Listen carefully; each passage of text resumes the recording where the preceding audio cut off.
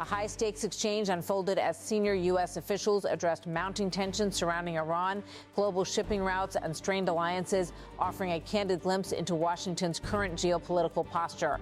At the center of the remarks was President Donald Trump, whose administration is navigating a volatile confrontation in the Middle East while simultaneously pressing allies for greater involvement. The tone throughout was firm, occasionally combative, and reflective of a broader shift in how the United States views its global role. The discussion opened with a reaffirmation of priorities, setting the tone for the entire briefing. The Secretary of State emphasized that his role was not to appease foreign governments, but to represent American interests above all else. Marco Rubio said, "I'm not there to make him happy. The people I'm interested in making happy are the people of the United States." He further clarified the principle guiding U.S. diplomacy. Marco Rubio said, "That's who I work for. I don't work for France or Germany or Japan." Despite this assertive stance, he noted that relationships with allies remain cordial and cooperative on a personal level, underscoring that disagreements over policy do not necessarily translate into diplomatic breakdowns. Attention quickly shifted to the escalating situation in the Strait of Hormuz, a narrow but crucial maritime corridor through which a significant portion of the world's oil supply passes. The United States has been pushing allies, particularly members of NATO and the G7, to contribute more actively to securing the waterway. When questioned about whether Washington would formally request assistance, Rubio framed the issue as one of shared interest rather than obligation. Marco Rubio said, "Well, it's in their interest to help. Other countries get far more of their fuel from there than we do." This remark highlights a key argument from the administration. While the U.S. is leading the effort, the economic stakes are arguably higher for Europe and Asia. The conversation then turned to criticism from President Trump regarding NATO's response to the crisis. The administration has voiced frustration that despite decades of American support, allies have not matched U.S. efforts. Rubio echoed the president's sentiment, pointing to what he described as a double standard. Marco Rubio said the United States is constantly being asked to help in a war, but when the U.S. had a need, he didn't get proper positive responses.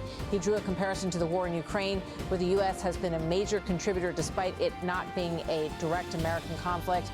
Marco Rubio said, "Ukraine is not America's war, and yet we've contributed more to that fight than any other country." This framing reflects a broader shift toward burden-sharing expectations, a recurring theme in Trump-era foreign policy. When asked about Russia's involvement and its relationship with Iran, Rubio offered a measured response, avoiding speculation.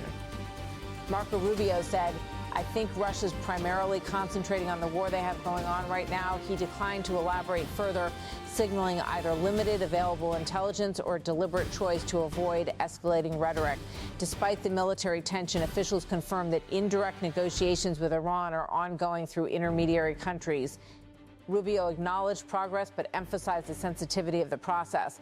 Marco Rubio said there are intermediary countries that are passing messages and progress has been made. Some concrete progress has been made.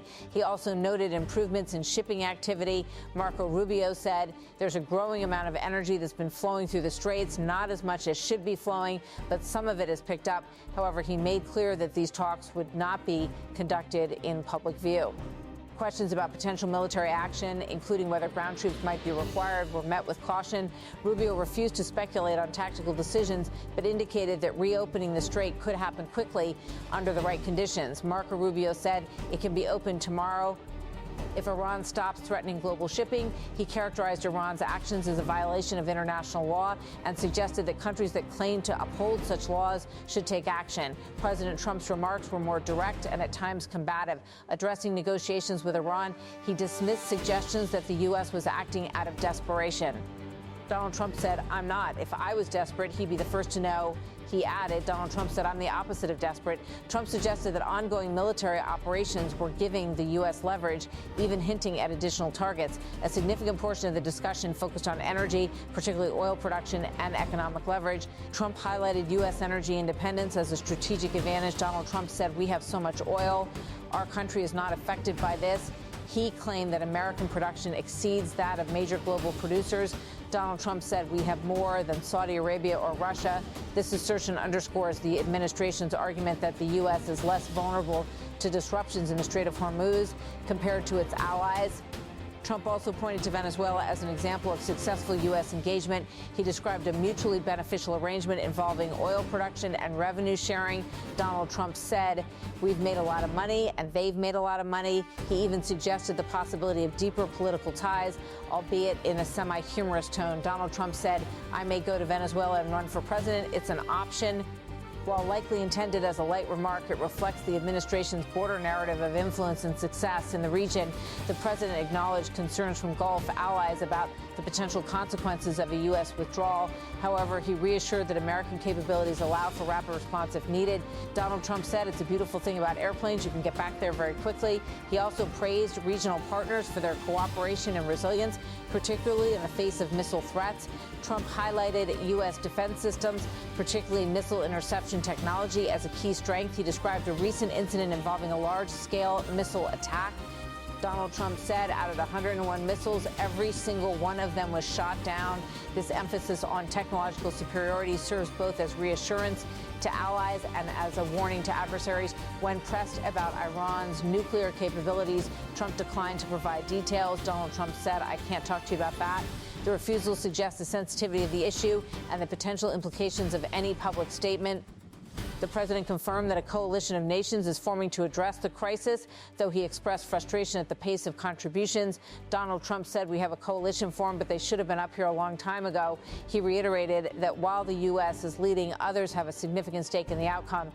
Trump returned repeatedly to the theme of energy independence, framing it as a cornerstone of U.S. strength. He described the country's transformation from importer to exporter. Donald Trump said, "We were the largest importer. Now we're by far the largest exporter." This shift, he argued, reduces reliance on volatile regions and strengthens America's negotiating position. Throughout the exchange, the administration projected confidence, sometimes bordering on defiance. Trump dismissed critical media coverage and reinforced his control over decision-making. Donald Trump said, "I don't care." He emphasized that strategic decisions would not be disclosed publicly, citing national security concerns. The remarks collectively reveal an administration determined to assert American interests, recalibrate alliances, and leverage economic and military strength in a rapidly evolving geopolitical landscape.